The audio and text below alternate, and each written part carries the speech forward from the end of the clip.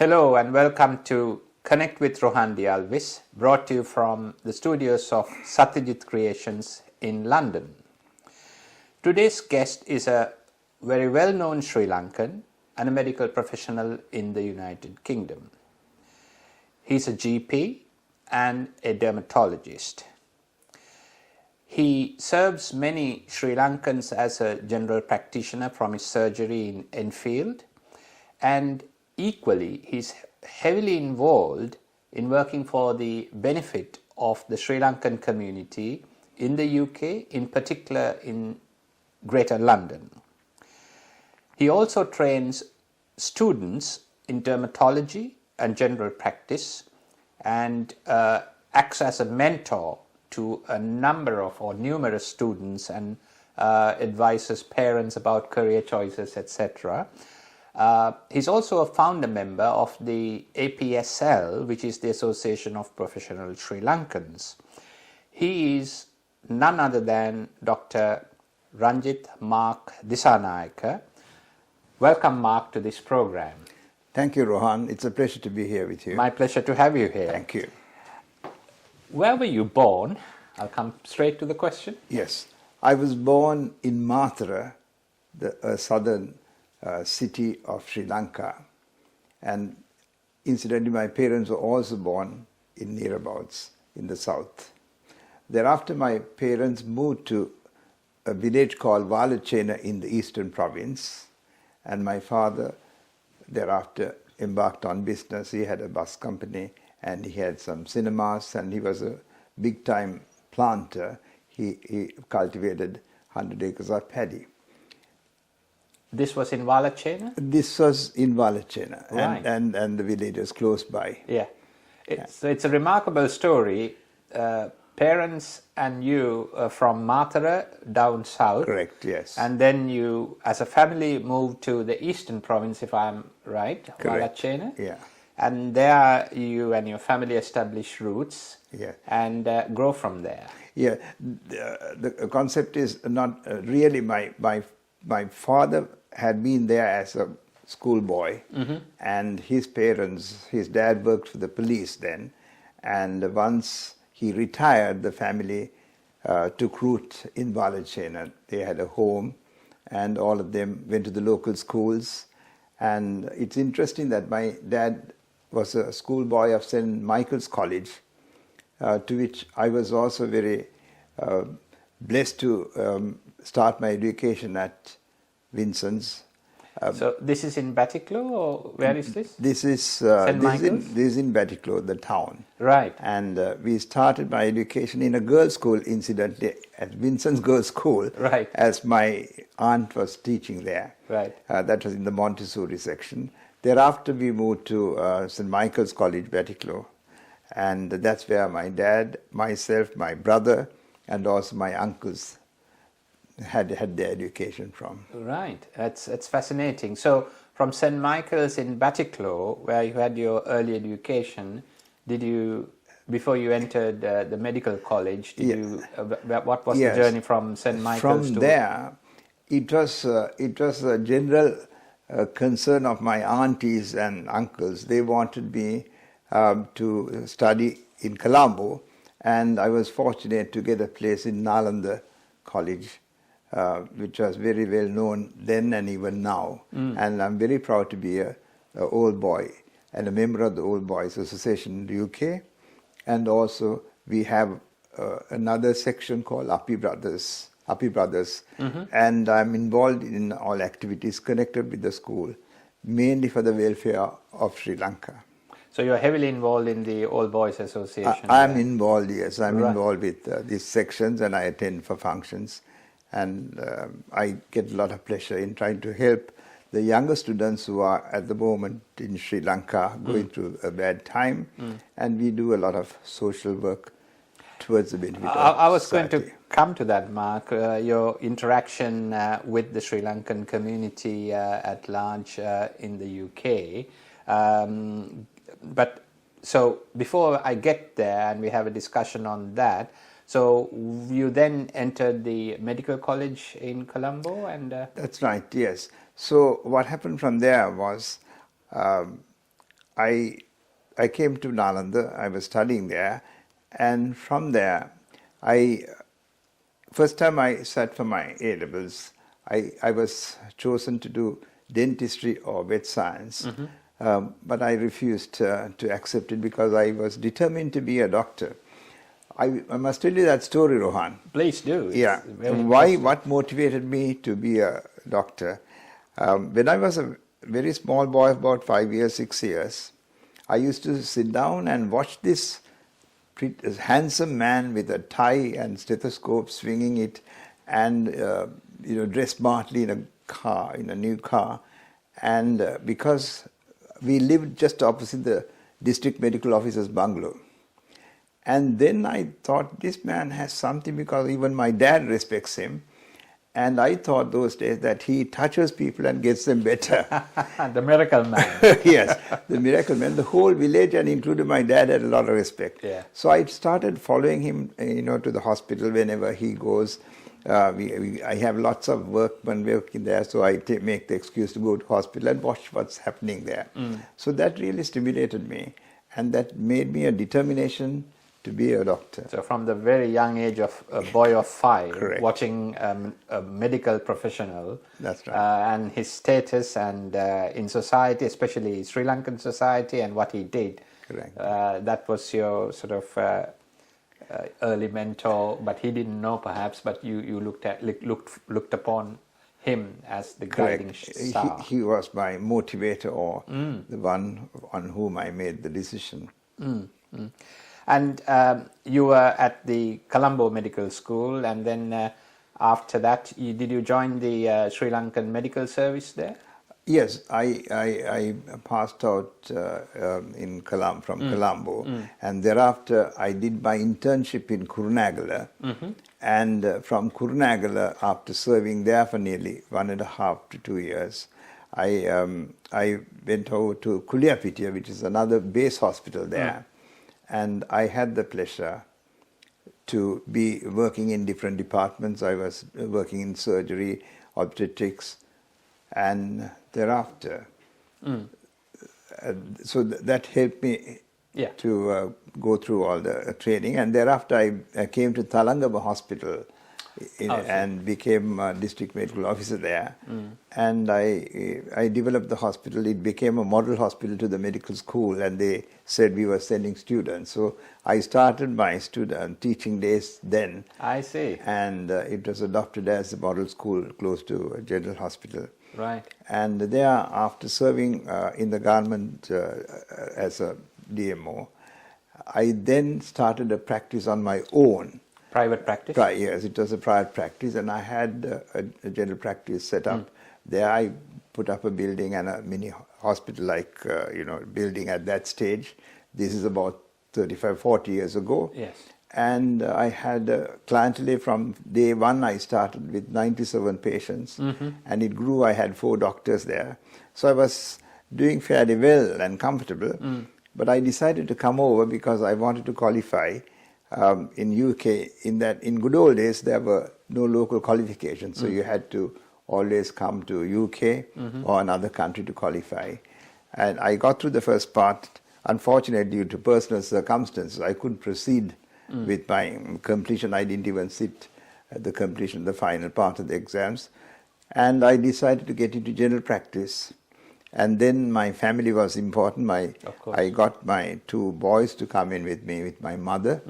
And I'm proud to say that they have done well. One is a general practitioner himself. And I have another son who's doing very well in the National Health Service. So that's how we started our life. As a GP in the UK. Well, that's a fascinating journey from Matara to Walachena to Colombo, Colombo to the UK. Correct. And here we are today looking back. Interesting. And I'm grateful to my mother who lived till 100 years. She was living with us for about 30 years in the UK, helped me to bring up my 2 sons. So it was a phenomenal effort, and we managed to get through with good fortune. Absolutely. They are working at the moment. Very good. I'm very pleased to hear. Thank you. Yeah, and very well done, Marc. And in relation to your, what I would like to call the Ancestral Properties and home in Walachena, do you still go there, or what's the current setup? This, I must say, it's we unfortunately had the misfortune of suffering during the communal, riots and the communal riots that took place in Sri Lanka, and just like our Tamil brethren also got affected in the Sinhala areas, we got affected in the area where we lived.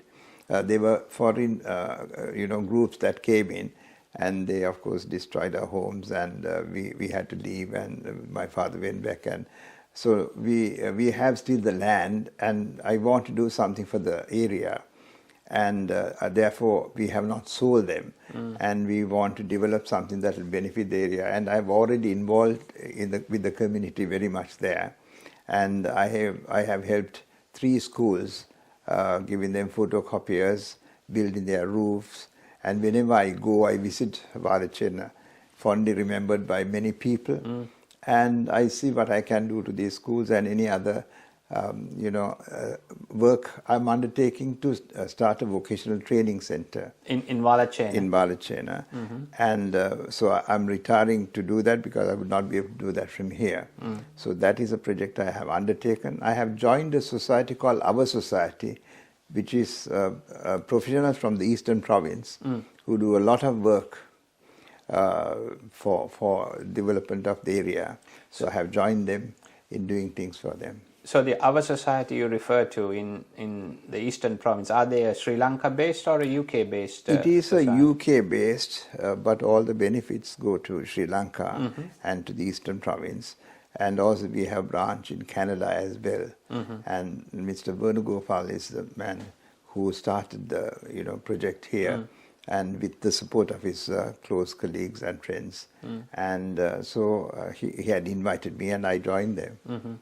And also I'm still an old boy association member of St. Michael's College. Yes. And I'm very much involved in the community, both Sinhalese and Tamil community. It's close to my heart because I love their culture, I love the language, and I love the people and the children. So I can't see a difference, and I'm surprised that we have all these differences. We must live together, and we must indulge in each other's cultures. I think it's an important point, Marc, you highlight, the fact that we are, after all, Sri Lankans, consisting of various communities, but the communities itself, whilst they should be looked at as successful pillars, they shouldn't be used to divide each other. Correct. And you're a classic example or a case in point when you started off, because it was fascinating for me to know that you were born in Mathura, so were your parents, a southerner, going and settling down in the Eastern Province. Right. And I know personally you speak Sinhalese and Tamils equally fluently. Correct. So you are trilingual with the third language of English. Yeah. A fascinating example of what a true Sri Lankan should be.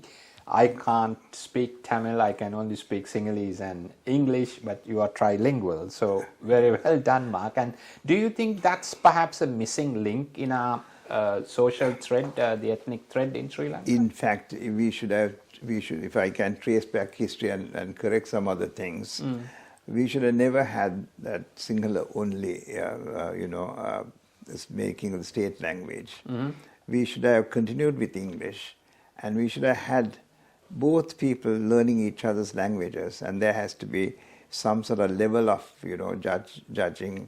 Those days, even we had this learning Tamil in our, when we enter government service. That should have been encouraged, and they should have made it mandatory in a way to learn both languages, which should have helped to bridge many of the gaps and the differences we have. I can't see a difference between the two types of people, and I'm very much against division or even devolution. We are one country. We all must be equal. We must all have the opportunity, and we have to have transparency, independence of judiciary, and all the things that the people aspire. And that is where the issue is, and we should be able to correct these things. So you mentioned devolution, and I see the pros and cons, because Sri Lanka is a very small island from an international perspective. Correct. I mean, I know once you are in Sri Lanka, it's a very vast place. That's how I feel, and everyone else on the ground sees Sri Lanka as. But even in comparison to India, let alone other countries, each of these states within India is about at least 5 or 6 times, or even the size of the United Kingdom, the smallest possible state. So that's where I think you highlight the fact that devolution is not necessarily the answer, but there are two schools of thought. There are two schools of thought. I think our Tamil brethren should take confidence, and I think they want to live with the Sinhalese, and I'm sure majority of them would want to live amongst all areas of Sri Lanka. But there is a section that they are not happy, that they feel that living with Sri Lanka Sinhalese people would cause conflicts, and their way of life would be interfered. And that is the fear they have. So we have to be fair and transparent and say and accept them with open arms as our own people. They are all Sri Lankans. We should be patriotic, and we should understand each other's culture and value each other's culture and the language. That would be the ideal scenario. Well, of course, when it comes to politics, we would have stand down to see what can be worked out. But that's what I appeal to my people from both sides.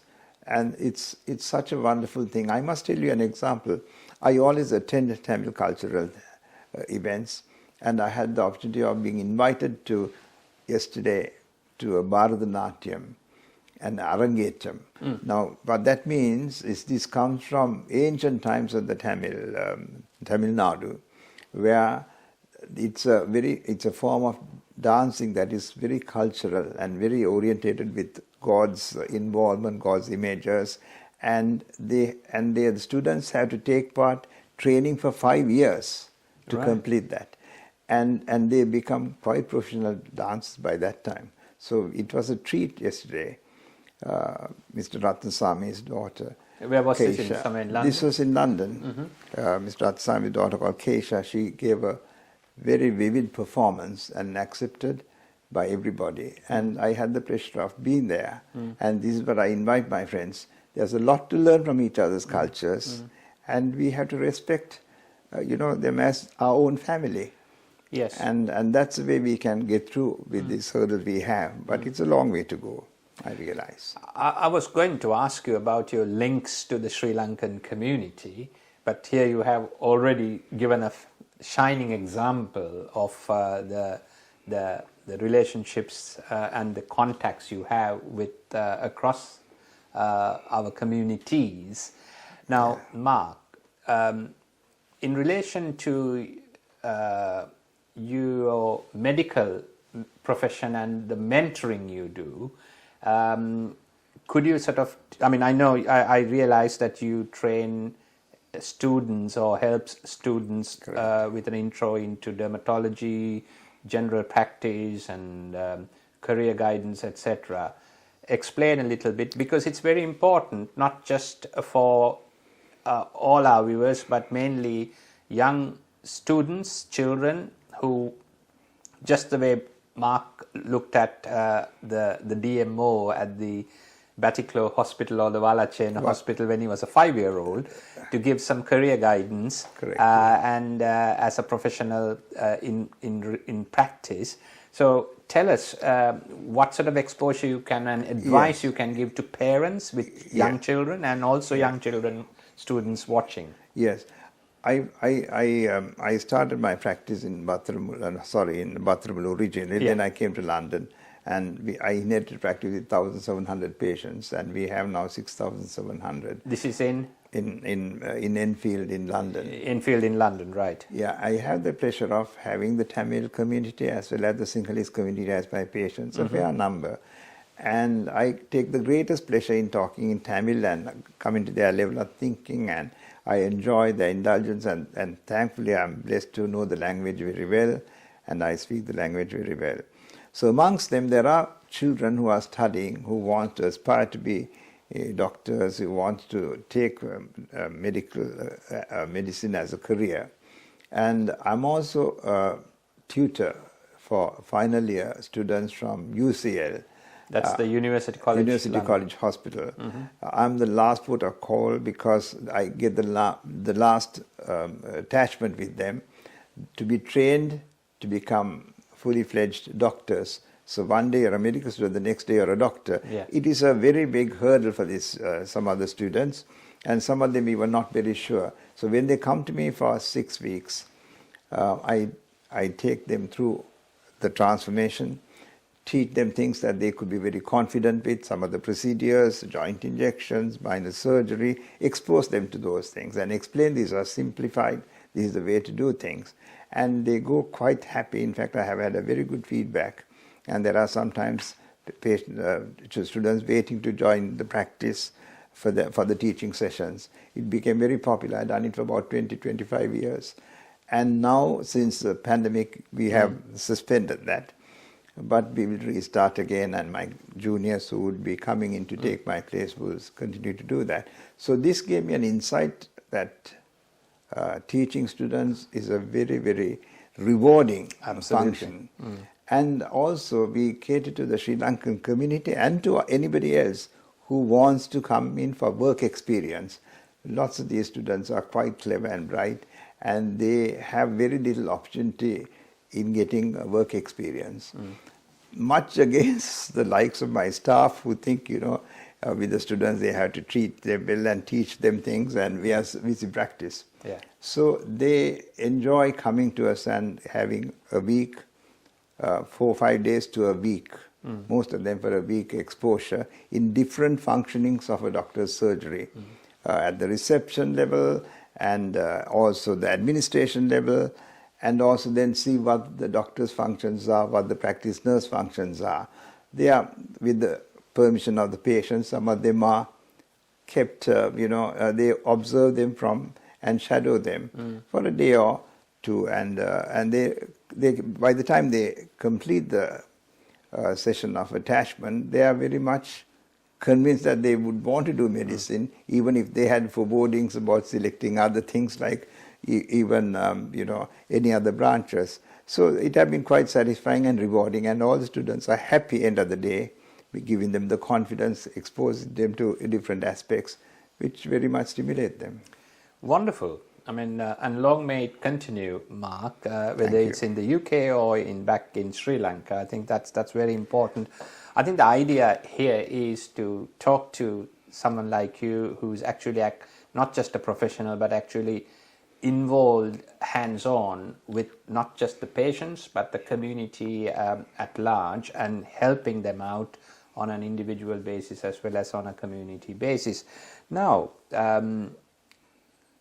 your links with the Sri Lankan community is not just the community or the people, but I understand you, if I remember this, in 2004, you were one of the founder members of the Association of Professional Sri Lankans in the UK. Now, That's right. there were members who came on the day, but there were members who were there before, and I think you're one of them. That's right. Tell us a little bit about the background Yes. that led to the formation of the Professionals Network in the UK. In fact, that was a very great opportunity. I'm so glad that I was involved, and I was involved as a pioneer founder member, and yourself joined just immediately after that. And I must thank the late Mr. Leslie Gunaratna, who was the initiator of this concept, and there was Mr. Sarath Vijayasinghe, and there were 2 or 3 others as well, and but it took effect very much after you joined. And I could remember the days that we used to go to small canteens and have our meetings, and there were only about 10 or 12, and how we blossomed into. I'm also very happy that at that stage I was the social secretary as well, and I was a vice president, and managed to get these dances organized in a bigger hotels and in a large gathering. And I used to remember selling 100, 120 tickets for those dancers, and now see what we have become. We have become an international organization, and thanks to you, Rohan, and of course to Dharme and all the other, Professor Dharmadas, Mervyn, the Dr. Many others, absolutely. Many others. Very inspiring presidents we've had in the past. Absolutely, and leaders. that has been a real service, and we are very active, and I'm very proud of the way that we have transformed ourselves. Yes, I'm also in most of the Tamil community things. I'm in the association of, Old Boys Association of St. Michael's, and also there's a society called the Underprivileged Society of Batiklo, and also our association. And I still keep very active, and I'm accepted as truly a Sri Lankan who supports, all the activities jointly with them. And in addition, I also want to bring out something that highlighted my career as a GP. One thing that I want to impress at this interview as well is how important for people to learn the basics of resuscitation. I had the fortune of resuscitating several patients who had come to me. I must remember too, even in Bathramulla, when I worked at Thalangama, a famous Ayurvedic physician was brought, and he was nearly dead, and they said he's dying, he's dead. So I just had a look at him, and I thought, for all purposes, this man hasn't got any life, and no pulses, no heart rate. And however, we managed to start the resuscitation. I must be honest to say, I continued it for about at least 1.5 hours, and finally he came around. And so that we normally would given up and said that's all we can do, but perseverance helped there. And a similar thing happened in my surgery at Bincote Road, where a student collapsed, a schoolboy who was coming after school, a Syrian refugee's son, and he was brought, and we worked on him, and he wouldn't recover, so we called the air ambulance, came up and took him. But finally he recovered, and important thing was his brain was intact. All right. And the consultant spoke to me at 10 o'clock and said, "You did a marvelous job in initiating this," and that kept him. And the whole family came and, said thank you to me. That was a rewarding moment. And without my note to me, I was on the local headlines as well, and it was a bit embarrassing. But what I'm trying to say is that everybody should know at least the elementary, knowledge about what should be done at a time when somebody collapses. And therefore I'm teaching lots of groups and schools when I go and explain this importance and also teach them the basics. So that's something that I want to give to my Sri Lankan audience and to everybody who has organizations and workplaces, even in their homes. And the defibrillator is a machine that is very important and vital. Very important, Marc, because the message here is resuscitation, as well as, that's the physical manual resuscitation, as well as access to a defibrillator equipment. Correct. And with those two, with basic training, we can save so many lives that otherwise would have been lost due to the lack of availability of these items. In passing, I would like to mention one more thing. During the time of the COVID pandemic, I managed to help a lot of Sri Lankan community, and they had my numbers, and I saved about 3 people, including a physician, a medic who was not taking advice, but I managed to organize everything remotely from all parts of the country. At least 30 people I have managed to treat them. So I'm available for dermatology to my community, and also we are in times of epidemic, and it helped me a lot. Thank you very much. Now that's been a fascinating, inspiring discussion, and also knowledge sharing. That's the most important part I consider as the giveaway of this, takeaway from this conversation or discussion. I thank you again very much for being here with us today and sharing the knowledge, so many years of not just knowledge but vast experience. Thank you. And you have been a strong member of our community in the UK, and long may it continue. Thank you. Dr. Ranjith Marcus Dissanayake, thank you very much. Thank you, Rohan. It Thank was you. a pleasure to be here. Thank you. Goodbye.